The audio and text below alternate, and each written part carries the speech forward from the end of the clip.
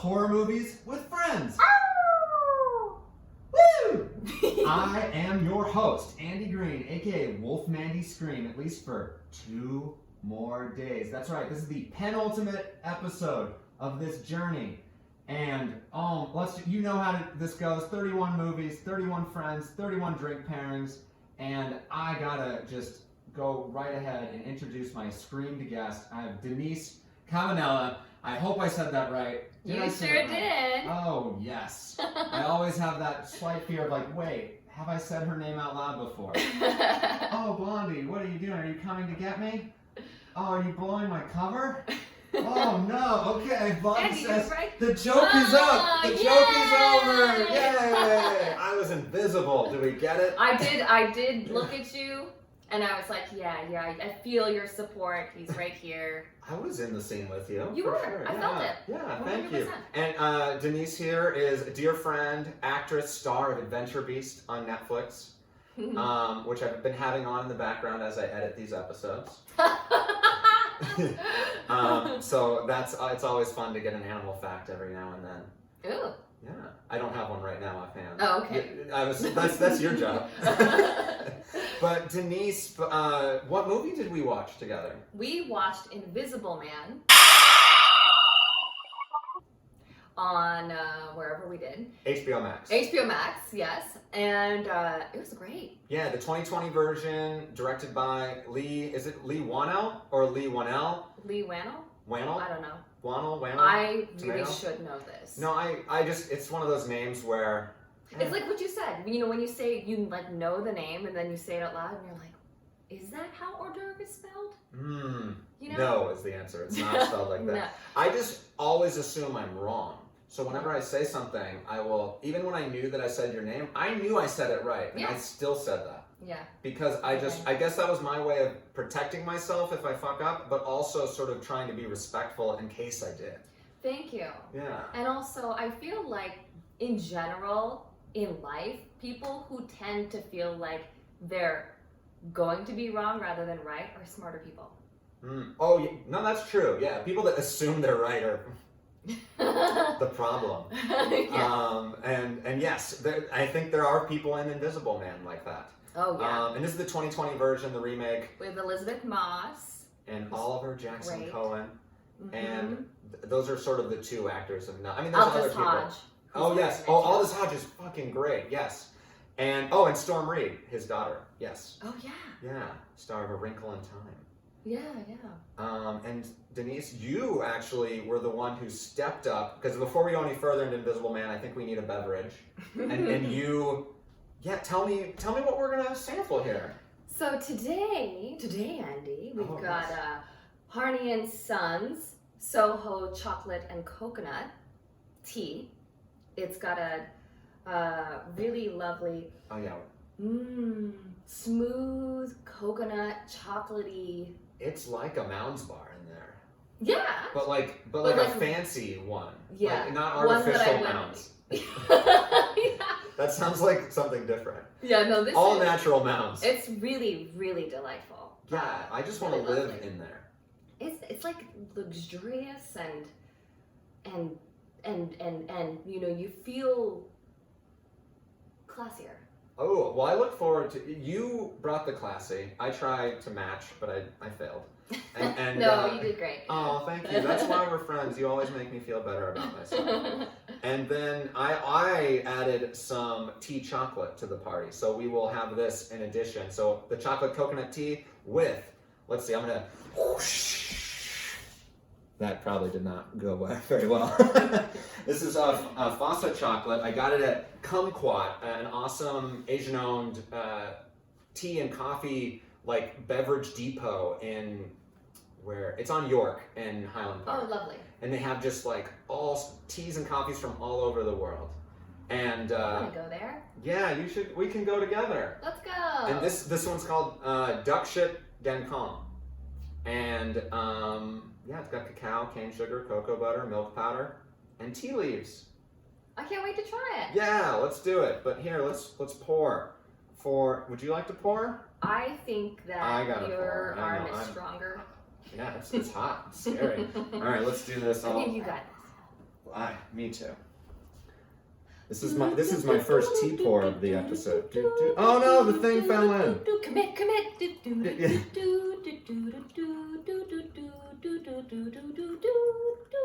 Ooh, I like that. Commit. You're right. Thank I can you. take that one if I can. Here, That this is was how fine. we'll do it. No, this is how we'll do it. I will show you what I do. Ooh, do you want to Okay. model it? So if you're getting a job from Hardy and Sons here? Yeah, please feel free to. I mean, I'm not desperate. So I like to loop it around my cup holder thing. Very smart. Just like that, and then when you pour the tea, voila, it will not sink. Wow. See, I'm learning things. I knew I was doing it wrong, and I just went for it because that's how we learn.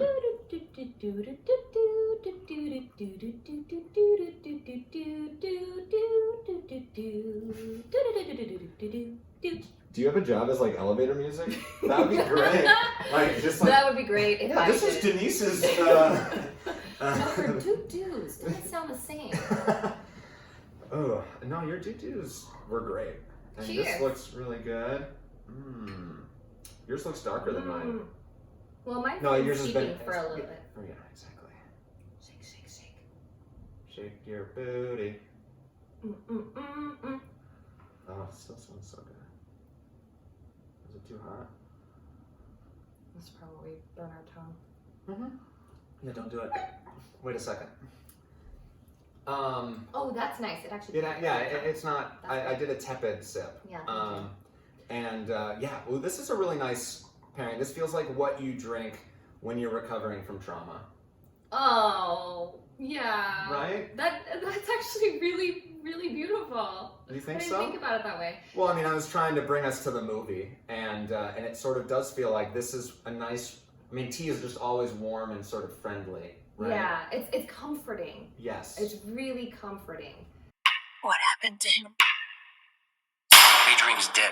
I mean, it was based off of the character, the really pop culture. Right, the famous old one from character. Universal Monsters and the book by H.G. Wells. So it's been around forever. It's in the public domain. 1897? You can make your own remake. Wow. So. Wow. You're like, no. Wow. No. I'm like, wow, I really love that enthusiasm. I'm inspired. I'm like, my immediate thought was like, what would I make? Well, I think it's, we can skip to the end and then I want to see the Invisible Woman. I want to see you wreak havoc. That would be really interesting. Yeah. Let me help you. You can't help me. When we were starting to look a little bit more into the film, I was like, why this now? Okay, yes. Why did Leigh decide to make this film now? Still don't know the concrete answer, because I think all they got was these are the things that are scary to people these days. I mean, that's all. Men. It's always men. The problem. I'm just kidding. No, it's true. I say it every episode. Men are the problem. There's been. I mean, we have had a wave of consciousness when it comes to toxic masculinity and toxic relationships. So I think that to create a film that surrounds those topics and gaslighting and narcissistic behavior, those terms really they weren't in the zeitgeist. Right. Even or they were 10 years accepted ago. or like okay, or it wasn't, exactly. People weren't talking about what was, these types of relationships that are really dangerous and scary. He said that I could never leave him. He controlled how I looked and what I wore. Then I was controlling when I left the house. Especially when the power dynamic is how it is, but in this case, this guy is like a billionaire, Like an public inventor. figure, inventor, and she is like, and I feel like no one believes her about it, even her sister, like even the way that she is picked up from her sister at the beginning of this movie, and he like smashes the window. Yeah. Are you okay? I feel like she still has doubt about what she's saying. I mean, yes, that she says she's invisible, or that he's invisible and all that stuff, that's really hard to believe. But it still doesn't, it's always the base reaction is like, you're overreacting, Denise. You're overreacting. This guy's not that bad. And it's just like, this guy's that bad. And I am not a therapist. I am not a licensed anybody. But yes, you are. You're a licensed friend. Oh! Yay! I'm supposed to like, with the T. You're a licensed friend too. Ooh, I want that. We are self-licensed yes. friends. Yeah, well that's how you do that. That's the only thing you can get self-licensed. Yeah. But it's not transferable, right? That license only extends to me. Yeah. So you just have a shit ton of licenses all over the world. Yeah. Adrian? Gaslighting and narcissism and people who are susceptible to that, who, empaths and narcissists, tend to end up in the same relationship because they can feed off of each other in various ways. The attachment styles. Mm-hmm. Yeah. And so when you have someone who is that character who plays Adrian, who is supposed to be brilliant, he's supposed to be innovative and probably the one who's always right. Yeah, well, and he is those things in a way. I mean, because he invents a fucking suit that can make him invisible. Like, he clearly is very intelligent, but that doesn't mean you can do whatever you want. But yeah, sorry, continue. Yeah, and I really wanted to know more about her character, actually. I wanted to know more about how... What's her name in the movie? Cecilia! Cecilia, you did it! Cecilia! You did it! Let's talk about the things that we did like about the movie. Ooh. Actually. There's a lot. Yeah, there's a lot that I like about this film. First of all, I like that Leigh decided to create a film about these gaslighting relationships. He also situated us as the viewer being on her side at first. I think sometimes it can be really up in the air who's right or wrong, or not who's right or wrong, but who's saying story, maybe? who is stewarding this story. Yes, okay, yeah. Whose point of view we're in, or who we're supposed to root for, or who we believe in. Yeah. Yeah, well, and he plays with that the whole movie. I think what's so cool about the movie is that, it comes after I think, like, you're asking why this now. And originally, Universal was trying to reboot all their monster movies into like a shared universe a la Marvel. They were trying to do that. Their first attempt was the Mummy movie that was a disaster, like the Tom Cruise thing. And I think maybe the Wolfman one with Benicio del Toro was like a whisper of that, but I don't think it was connecting. But like, that was their hope. They wanted the Mummy to like kick off this whole universe. And it was such a disaster that then they were like, okay, we scrapped that plan. And then I think they now are like, we want auteurs to sort of put their own stamp on these monster movies. And this is a monster movie in the sense that, I mean, it's just a human monster. And the original is very much more sort of, I mean, he's not a good person either, but it's more sort of like, oh, look how cool, he's invisible, blah, blah, blah. This one, for about half the movie, we know he's really invisible, but it also could be read as this woman is just having PTSD and is haunted by this. And I have no judgment whatsoever based on, I know in that opening scene, the amount of preparation she is doing, like sneaking out of this fucking stronghold. It's terrifying. It's so scary, like any noise, and she's gonna like kick that like dog toy. And I'm just like, and that she drugged her husband, like all these different things. There's so many, and yes, like you said, we know we're on her side. We know that this guy's the problem, not that she's like about to just leave him and go run off to like a lover or something. No one would leave like that unless they're in danger. Yeah. And just the way he twisted the sort of genre thing, and it's a horror movie, but it's all psychological. And I think when it maybe becomes more about the suit is when the movie is slightly weaker, because to me it's so much scarier when we don't actually see what she's looking at and we just know he's watching. And the way it's shot, it's actually sort of, I mean, sometimes it's the point of view of her, but sometimes it's point of view of him. And we are watching, like when they're like celebrating that she got into college, into Yeah. Parsons, and then it comes from the hallway, Yeah. and then now that's the moment we know that Griffin someone or there. Adrian is there. Yes. Yeah. I loved that shot. I loved that shot. Oh. It was really important to me to know to see that he was curating a film that was more on the side of the, we'll say, victim. Yes. Yeah. It didn't idealize or idolize the Invisible Man's status, Right. No, it didn't. Yeah. which I Yeah. appreciated. Yeah, like how like a true crime story often sort of elevates the serial killer, or it's more. I mean, we don't see him, and it's just really the threat of him that the threat of, I mean, privilege, of man, of money, of capitalism, of whatever, all the different things, or just it's abuse, and just how do you pick up the pieces from that, even thinking that you sort of vanquished the bully, or bully is the lightest term, he's a monster, he is. Yeah. And then when he dies, she's supposed to move on, and it's sort of like, to me, the movie works even if he wasn't even in it. That's what's so cool about it.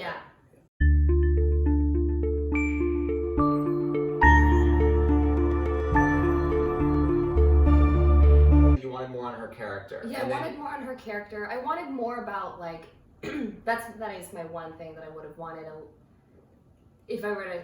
It's a great movie. Yeah. Hands down. But we can pick some nits. We can pick some nits. And I wanted to know, like, what she was doing before, suddenly the movie opens and she's already, like, sneaking out. So we don't know what kind of relationship she is really in, and who she is as a person without that. That's true. But now that I say it out loud, I think I do. I think that's intentional. Yeah, it's intentional. I like that, because then that leads to us thinking, you can never, even if you had this X, Y, and Z information, you can never know what's really happening in someone's relationship, or what they're going through. That's true. Yeah, well, and also it's like, isn't it sort of the fact that her life, all of her characteristics are lost and swallowed up by this man, and in this awful relationship. Like, she doesn't actually even have a personality outside of it anymore. Mm-hmm. And like, we don't know what she does, because she gets into architecture, and she tries to do, like, we learn that stuff as she's sort of coming out of her shell and trying to sort of be reborn, and that to me feels like sort of how we're learning with her as she relearns who she is, because she's just had to hide, or say whatever Adrian wanted her to say. Yeah. And the fact that he could tell what she was thinking all the time is terrifying. And I also sort of like, in that moment, I've had moments with my wife where it's like, I know what she's thinking before she does, but like, I'm not the Invisible Man. I want the best, but I can see how that is freaky. Yeah. Or no, and sometimes I'm also mind reading too, of like assuming and wrong, and that's a problem. And it's like sort of teaching, or it's like, it makes you not want to talk, makes you want to keep that in. And I don't know exactly why. I guess I just wanted to share that sometimes I feel awful, but yeah. Thank you for sharing. This is a safe space. Thank you. Speaking of safe space, would you like some duck shit? I would love some duck shit. I loved how they favored her point of view. It put the woman in a position of power, where previously, women are constantly just victims in horror films, especially. Yes. Notoriously, weak and powerless. And this allowed us a space to explore that with her, and for her to triumph. Yeah, to get to be empowered, Surprise. Would you like a piece of chocolate? Yes. I didn't want to rip it for you. Oh yeah, thank you. Yeah, here, you can just do whatever. Yeah. And I'm gonna take the bigger part. I loved the camera movements. They were eerie, and they felt like it fit the feeling that I was feeling. of unease Yes. and uncertainty. Like, you just didn't always know what you were supposed to be looking at. But you always, to me, it felt like I had to be staring so hard because I'm like waiting for like a little press in the cushion, a footstep, or just a shadow, any little thing. And of course, he knows that that's what we're looking for. And he maybe lingers on those shots longer, which is sort of makes it more like, oh God, where is Adrian? Yeah. I know he's there. We know he's there. And just like I felt like I was in her position. Yeah, like we're being watched too. Or like we are on her inner corner, so we are protective of her and be like, get out of this girl's room, especially when she's sleeping with the kid too. It's just like get out of there. Nothing that freaked me out. Oh yeah. After that first time when she there's like a really alarming moment when they were the blanket. She saw someone on the blanket. She was like, I saw the footprints on the blanket. And then the moment where right before where the blanket was like gently pulled off of them. I was like, are you kidding me? No way. That one definitely was like, ah! Yeah. If I were the daughter, I'd be like, hell no, you are sleeping in the other room. Yeah, I agree with that. You are bringing other stuff into my life.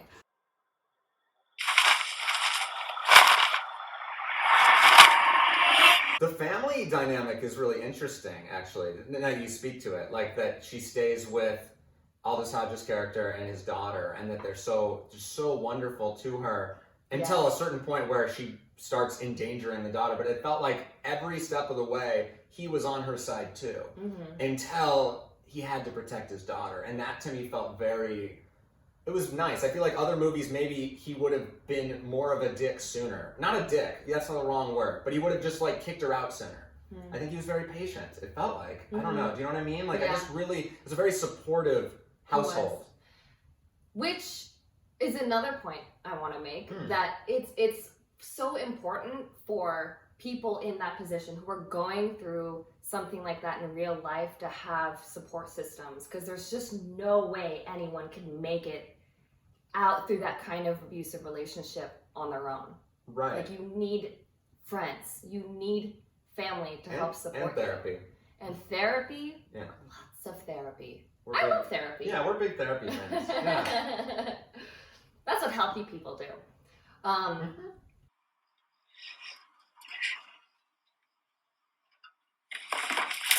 Oh yeah, here, have some more. Oh yeah. It's really good. Yeah. And this is a small batch made in Singapore. It's really good. And it goes really well with this. It does. Well done. Go us. This was true teamwork. A pairing made in heaven.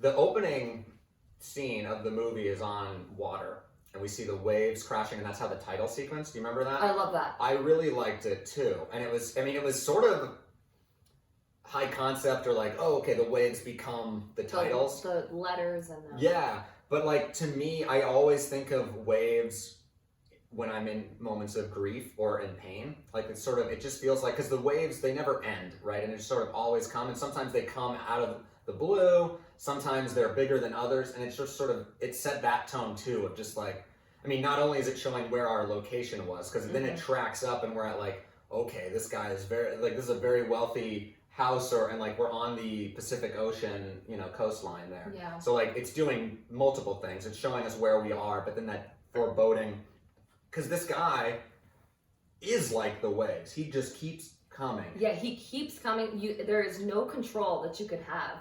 And what I love is about the idea of waves too, is that the closer you are to getting out of the waves, the more violent it is. Ooh, the underfoot or the undertow, yeah. Yeah, so the closer you are to the beach, the more, likely you are to have a harder time to get up. Ooh, so when you think you're closer to safety, and I think the movie sort of follows that too. It does, yeah. There's so many times where we sort of think that she's turned a corner, either like someone believes her now, or she has help, or oh, maybe she like hurt him or stopped him or hurt his suit. Mhm. And then it's like, nope, he just keeps coming. In a way, sort of like a Michael Myers type thing, where it's just sort of, Yeah. there is a slasher element to it, Mhm. in a way. Like, it does follow the slasher playbook in a way, in terms of like, they just never stop, and she was, except for the fact that it's not a ton of victims necessarily, but she had so much more, I think, agency and empowerment in her story. It's about her coming to grips with this and taking ownership over her life and doing what she has to do. That's what I really love about horror films, I think, the most, is that, well, one, we're able to explore what really primal feelings we have as humans in whatever point of society we're in, but also how we confront them and how we overcome or try to overcome. And, you know, there has to be some kind of hope. Well, theoretically. Okay, yeah. theoretically, there you would hope that there's some kind of hope. Otherwise, it would be like a very bleak film if there wasn't a sliver of hope. Well, but sometimes, I mean, I think it depends on the movie, you know, sometimes bleak is what it's selling, you know, but I agree, you know, it's like, well, bleak, it's not hard to see bleak, you know, just like look outside, you know, or check the news. So like, yeah, or the fact that like we want to see that if this person can overcome it, or if they can do all this shit, which is sort of a much more stylized, intense thing that we're going through, right? Like I hope no one out there has to face what Cecilia faces, but I know there are people. There are, yeah. Yeah, and so, I mean, this one in particular has to have that hope, because it would be, like, this movie would be unconscionable if it was just the guy killing her, but then at the same time, would that be a more realistic ending, as if he kills her and gets away with it, or if she just ends in the insane asylum? Like, I thought about that. I'm like, is that just how this is going to end? I wasn't sure. Yeah. And I'm really glad it ended up the way that it did, because there are some other movies out there that have come out in the last couple of years that I don't agree with. I won't mention them. Maybe She's very you can political. guess.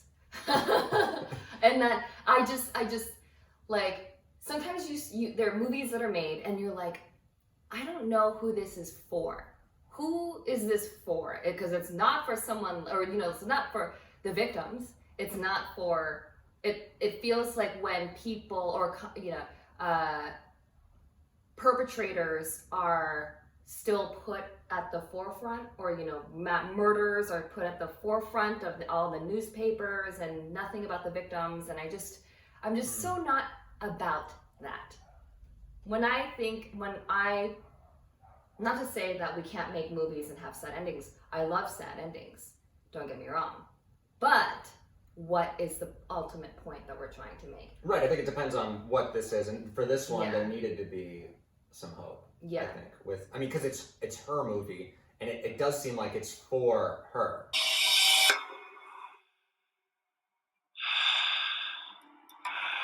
It is a male director, you know, and I would like to see this directed by a woman, but also it's like, I think this is a feminist film, or like it felt like, I don't know how would you, if you had the job, would you have done anything differently? And I mean, I know it's like an impossible question. So never, If I had you don't, Leigh's job? yeah, like, do you know what I mean? Like, is there anything where you're watching this where it seems like, oh, that's a man doing this?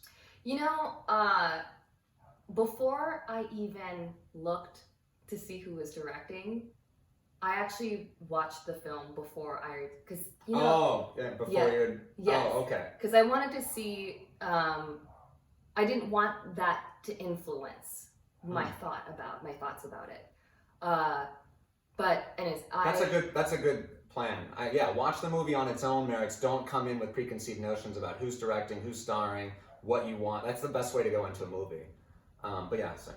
it can be a little trapping if we do that, because then we start to, on the one hand, we can look at it and say, okay, this was directed by a male director. Oh, I get why he did, or he's missing out in this, whatever. Right. But I was able to not see it in that lens. I wish that he had brought on a female co-director or something. But this has been an argument against Jason Blum he's a fantastic producer and filmmaker. He has created so many amazing films in his career, but he's been criticized for not having enough female representation in the films that Blumhouse creates. So hopefully that changes going forward. Yeah, I hope so too. So that would have been something that I would have, just so there is actual female voice attached to this. That's what I would have done differently. I mean, I'm assuming there's obviously always more than one voice in the room. So I hope, and I'm sure it was a collaborative thing. To me though, and this is what I was thinking, once I said that, I agree, that's what I want. But then Invisible Man, even the nature of it, especially as a director, what are you doing but being the Invisible Man with your actors, or sort of I'm capturing you and I'm directing you, and in a way that's sort of, he in a way might feel monstrous too, or that's why he is, I think, and it's in a way Invisible Man is actually maybe a perfect one for it to be a male director while doing it the way he did this, because it could have been, not done tastefully. But so like that actually is an interesting element if you think about it like that. Yeah, I agree. This would be the one where I'm like, no, it didn't bother me. It also, I mean, it made sense to me that he would write something so psychologically driven, and it's not about, because he created Saw, or wrote Saw. Yes. And what's scary about that movie is not, the needles and the whatever to me. It's about when you pit humans against each other, what are they willing to do? Right. That's the scary part. So for me to then find out, okay, he wrote this script and he totally pushed the boundaries of the idea of someone invisible coming in and situating it into this, the circumstances that he did. Right, exactly. It was a perfect vessel for this very personal story. Yeah. I'd like to know what research he did. Me too. What research did you do? Not that you didn't do research. I'm sure he did. He did a lot. I think it's more like, I think you probably have the same thing, but you can tell me if I'm wrong. It's sort of like, I really admire this film. And it's one of those things where now I want to talk about it. That's what it is. It's more like, I wish he was having a tea party with us. Yeah, I don't have really any criticisms about it. It's sort of like things I'm curious about, but that's like good, right? Like I just want to know more. And like you, it's like, what came in, like what went into this? Because you could have made. We saw what was made before in terms of Universal monster movies. Like this is such a different direction and such a cool, very low to the ground, like take on it. There's so many opportunities in horror, and it doesn't have to always be like the crazy high concept stuff and so that's why I don't know, I really appreciated it. I did too. Do you have any other? Yeah. Oh, sorry. Do you have any other thoughts? Final tasting notes? I mean, even when I was like, we didn't talk about anything, no real criticisms. It's a really strong film. It's really well executed, well acted, well produced. It all came together beautifully. He's not dead. Maybe we should end on, I think, the center piece, and that's Elisabeth Moss and sort of how great she is in this role. Elisabeth Moss is fantastic. What I think the best actors are excellent at allowing you into their life of struggle, and you empathizing with them on a whole nother level, but also and they're able to take you on a ride in real time. It feels like no matter how many times you've seen the movie and you know the ending, you'll still, like with that caliber of acting, you'll still believe that it could end differently. Yeah. As an actress yourself, I was wondering when you're watching someone delivering such a performance, like, do how do you learn from that as like someone who just like do you know what I mean? What the question is sort of like yeah. So what I learned, I always, when I'm at home in not public spaces, I even will try things on, you know, like if someone does something, if Elisabeth Moss, let's say, says in a line in a way that strikes me as like, oh, that's not the choice I would have made. I will then sort of replicate or mimic, you know, the way, just to try it on and see what it feels like. Oh, yeah. That's something that I can't help. He's sitting in that chair. But what I really loved about her performance is that she didn't make any moments out of things, you know. I think when you have a script like that, you know the parts that are supposed to be scary. She didn't make those parts. You know, she didn't make moments. Actors, they're to just be an act. Just be real, be how you would be in that situation, right? Yeah. And she didn't, and what I really loved is that she was really present. She didn't create those moments, and that she really allowed you to come on the ride and experience all of the terror and the trauma, but with a glimmer of hope. So she was really present for me. She was, and like it's just. And she didn't play an idea of something. I know exactly what you mean. Yeah, I mean she's very raw, I think, but also she wasn't forcing this. The whole movie is very understated. Yeah. You know, I think like there's so many different shots of empty rooms, but like that to me is what, I mean, there's something terrifying and sad just about an empty room anyway, but it's also sort of like these are rooms of like parts of her brain or mind or lives that are just empty, but all she sees are trauma, or like it'll be, you know, intruded upon by this man, whether actually it is or not, at a certain point. And that stuff is just like it. To me, of all the movies I watched during this month, this one might stick with me the most in a way. And I didn't expect that. I didn't think I would like it that much. Me neither, dude. Yeah. I was really pleasantly surprised.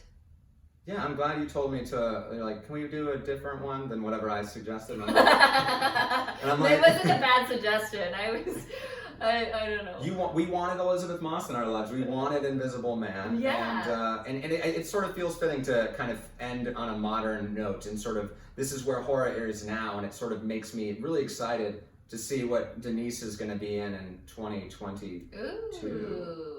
23. Thank you, friend. Yeah. Thank you, licensed friend. Oh yeah, we need badges. Can we have badges? Yeah. Or something. Licensed friend Andy. Yeah. Oh yes. Well, Danice, thank you so much for being here. Yeah, I know you're a very busy woman, and I'm so happy to be here. And I'm glad you came to our ratty couch for this. It survived. It's comfortable. Yeah, it's a lived-in couch. This is like Elisabeth Moss's performance. You know, it's not. Couch. Yeah. Yeah, this is a real couch. It's not. This isn't a prop. It wasn't a prop. Yeah, no. No, this is a solid, very comfortable couch. It's been vomited on so many times, Danice. Oh. Not only by the cat. Maybe. But it's all clean and all great. This is the penultimate, as I said. Danice, again, thank you so much. Can we hug? I'm just like, thanks for having me. I just need that because this is my last recording, even though it's not the last episode. Woo! The last episode's a treat. It's not really gonna be. It's gonna be weird. One Cut of the Dead is the next movie, 2019 Japanese film. It's on Shudder. Really recommend it. Try to go in without knowing anything about it, and be patient because it has twists and turns. It's a zombie movie. Within a zombie movie. What? Maybe. What do we know? But it's about filmmaking and art and having fun, and it really makes a lot of sense as being the last episode for this show, because I've just sort of been having fun playing with friends and just talking and reconnecting with people. And Danice, like, that's been part of it. This year, reconnecting with you has been one of my favorite things. So it means a lot to me that you're here. It means a lot to me that you're here. Oh yeah, sorry. I should have let you. No, that's it. Yeah. Thank you. Yeah. Thank you. You're welcome. and so are you. As always, been doing this for the Trevor Project. Fundraiser information is below. Yeah, I'm looking at Chris right now, and I think he would have been scared shitless by this movie. And me too, buddy. So yeah, I will see you at the next phase of the moon. And in the meantime, let's howl at the moon for the friends we miss, the friends we wish were here to see this. Ow, ow!